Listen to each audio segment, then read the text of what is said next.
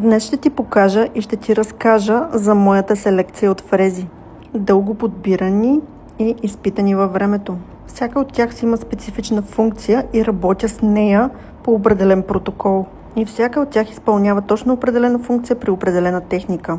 Любимата ми фреза за сваляне на материал.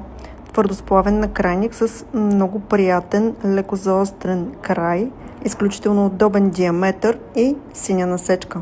Фрезите, с които почиствам кутикула изключително прецизно, пламък и торнадо. Винаги разполагам с червена и синя насечка спрямо кожата на клиента. Следва фреза, която може би рядко си срещал и не подозираш точно за какво се използва.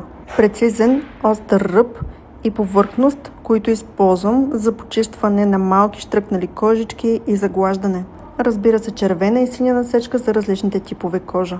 И още една доста интересна фреза – пресечен конус. За една любима моя специфична техника за силно залепнали кожи.